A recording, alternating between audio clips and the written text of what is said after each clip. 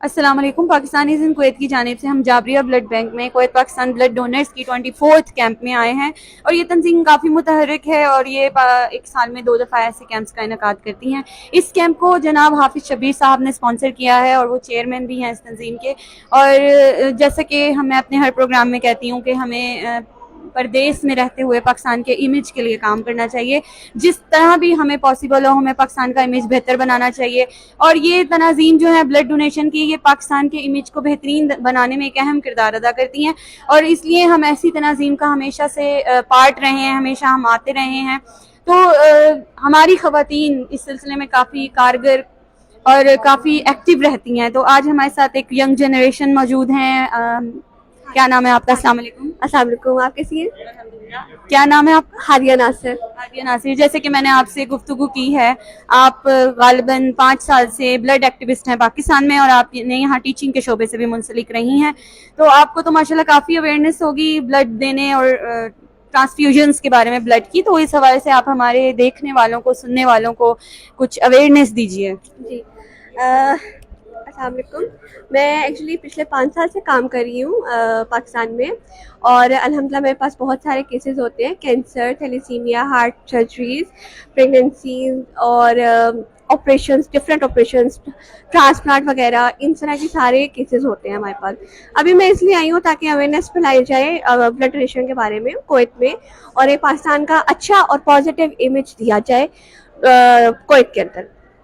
अब पाकिस्तान के केसेस के हवाले से बात करते हैं तो ये है कि हमारे पास हर तरह के डिफरेंट केसेस होते हैं और हर केस की नोयत डिफरेंट होती है।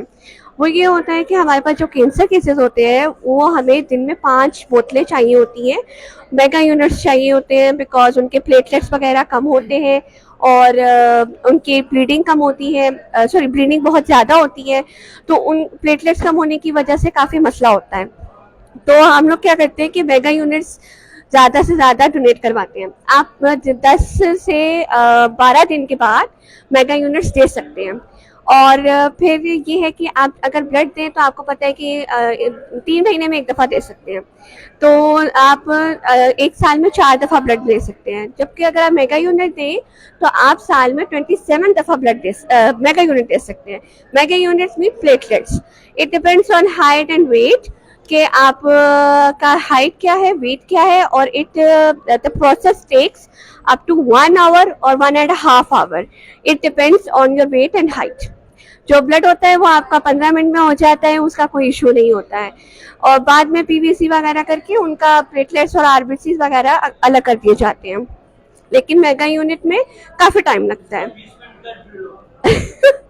तो फिर ये अगर हम थैलेसीमिया की बात करें तो थैलेसीमिया जेनेटिक होता है, जेनेटिक बीमारी है और जेनेटिक बीमारी की वजह ये होती है कि हर 15 दिन के बाद उनको ब्लड चाहिए होता है। It depends on the children and patient.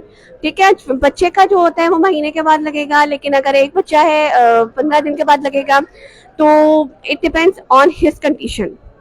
इसमें बहुत सारे अच्छे थैलेसीमिया सेंटर काम कर रहे हैं पाकिस्तान में, जैसा कि फातमी फाउंडेशन है, सुंदस फाउंडेशन है और नूर थैलेसीमिया फाउंडेशन है। अल्हम्दुलिल्लाह मेरा विजिट हुआ था 2 फाउंडेशंस के अंदर and they are doing a great work.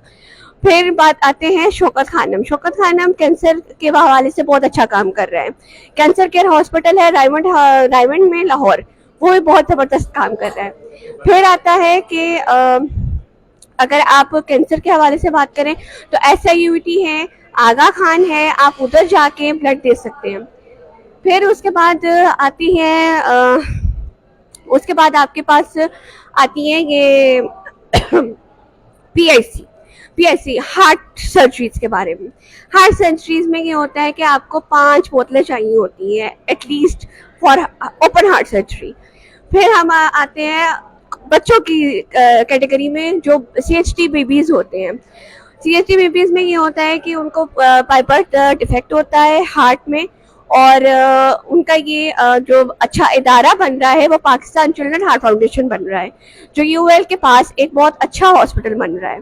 उसमें भी हम लोग कोशिश करते हैं कि उनके भी केसेस वगैरह डील कर सकें।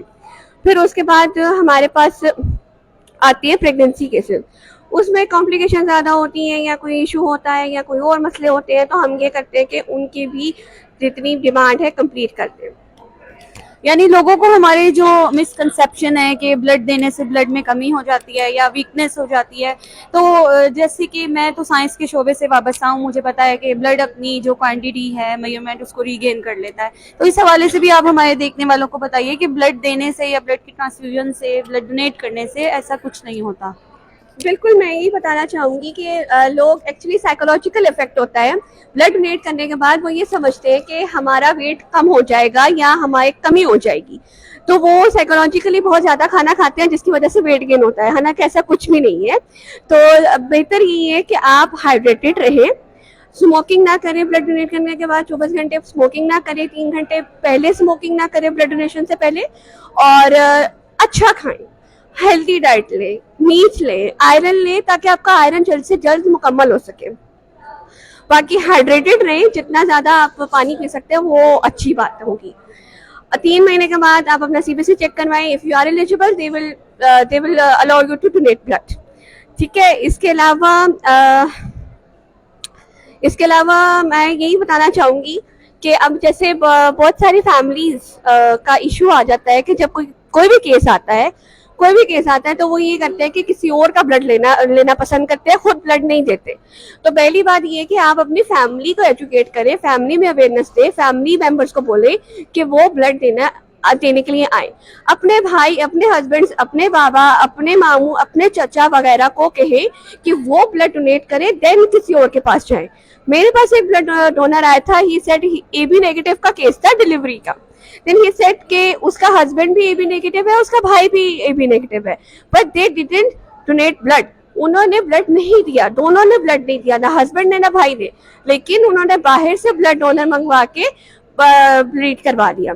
इसमें यह मसला हो जाता है कि जो वो ब्लड डोनर है वो हम कहीं और इस्तेमाल कर सकते हैं, कैंसर में इस्तेमाल कर सकते हैं, थैलेसीमिया में इस्तेमाल कर सकते हैं। जब भाई और शोहर अगर ब्लड नहीं दे रहा तो बाहर का बंदा आके क्यों दे। बेहतर यही है कि आप अपनी फैमिली मेंबर्स को पहले टारगेट करें। और नेगेटिव ब्लड डोनर्स में ये होता है कि ठीक है, बहुत सारे पेशेंट्स नहीं होते, बहुत सारे नेगेटिव ब्लड डोनर का ये होता है कि पूरे फैमिली में एक बंदा होता है, तो उसमें इशू आ जाता है। लेकिन बेहतर यही है कि आप अपने ही फैमिली को पहले टारगेट करें। मेरा तो यही है, और मैं यही कहूँगी कि जितनी अवेयरनेस आप कर सकते हैं आप करें, और जितना अवेयरनेस फैला सकते हैं, वॉलंटियर्स, बंदों को, घरों को, जितने लोगों को आप एजुकेट कर सकते हैं उतना करें। मेरा तो बस यही पॉइंट है कि हर ब्लड एक्टिविस्ट, हर ऑर्गेनाइजेशन, हर इंडिविजुअल को एजुकेट और अवेयरनेस फैलानी चाहिए। बहुत अच्छी बातें आपने अवेयरनेस के हवाले से की, और गालिबन मेरे हिस्से का पैगाम भी आपने दे दिया। और मैं भी फिर अपने देखने वालों को, सुनने वालों को कहना चाहूँगी अपने इस प्लेटफॉर्म के तवस्सुत से कि इस नेक काम में बढ़ चढ़ कर हिस्सा लिया करें। और जो पाकिस्तान में हमारे देखने वाले हैं, जैसे कि इन्होंने बताया, पाकिस्तान में ब्लड डोनेशन के केसेस ज़्यादा ज़रूरी हैं, यानी लोगों को ज़्यादा ज़रूरत है। यहाँ पर चूँकि पाकिस्तान काफ़ी बड़ा मुल्क है तो वहाँ ज़्यादा ज़रूरत रहती है, और ये एक इंसानियत की खिदमत है। हमें बीइंग अ मुस्लिम भी इसके लिए काम करना चाहिए, अपनी आखिरत संवारने की फिक्र करनी चाहिए, क्योंकि ज़िंदगी का मकसद तो आखिरत संवारना ही है। और जी कहिए। मैं एक चीज़ ऐड करना चाहूँगी कि डिमांड जो है हमारी 3% है पाकिस्तान की, तो जो फुलफिलिंग डिमांड है वो है 0.06। तो आप खुद सोच लें कि डिमांड और रिक्वायरमेंट फुलफिलिंग में कितना फ़र्क है। तो बेहतर यही है कि आप हर बंदे को एजुकेट करें। थैलेसीमिया के हवाले से एक और मैं करना चाहूँगी पॉइंट ऐड कि थैलेसीमिया के अवेयरनेस में बहुत इंपॉर्टेंट है। साल में 5000 बच्चा पैदा होता है पाकिस्तान के अंदर, 5000 बच्चा। और उसमें ये होता है कि जितनी कपल को अगर अवेयरनेस दी जाए कि उनकी मैरिज से पहले आप लाजमी थैलेसीमिया टेस्ट करवाएं, जो इलेक्ट्रोलिसिस करके है एक टेस्ट, वो आप लाजमी करवाएं शादी से पहले, ताकि आपके बच्चे थैलेसीमिया मेजर ना पैदा हो। हमारे KPK में एक ब्लड सेंटर में 13वां बच्चा मेजर थैलेसीमिया एडमिट हुआ था। He was having 13 major thalassemia major children. तो आप खुद सोच लें कि हर बच्चे को अगर 15 दिन के बाद ब्लड चाहिए तो उन 13 बच्चों को उसने हर 15 दिन के बाद ब्लड लगाना है। तो कितना मुश्किल है उस माँ बाप के लिए, उस माँ के लिए और उन बच्चों के लिए जिनकी इवेंचुअली 30 तक डेथ हो जाती है। तो उनकी कॉम्प्लिकेशंस भी बहुत ज़्यादा होती हैं। तो बेहतर यही है कि यही एजुकेट किया जाए कि शादी से पहले आप अपना थैलेसीमिया टेस्ट भी लाजमी करवाएं। चलिए ठीक है, थैंक यू सर। बहुत बहुत शुक्रिया हादिया, आपने बहुत अच्छी बातें की अवेयरनेस के हवाले से और बहुत मालूमाती चीज़ें थी। मेरी नॉलेज में भी काफ़ी ज़्यादा इजाफा हुआ है, कुछ ऐसे पैगामात, ऐसी बातें थी और बहुत बहुत शुक्रिया आपका वंस अगेन, शुक्रिया।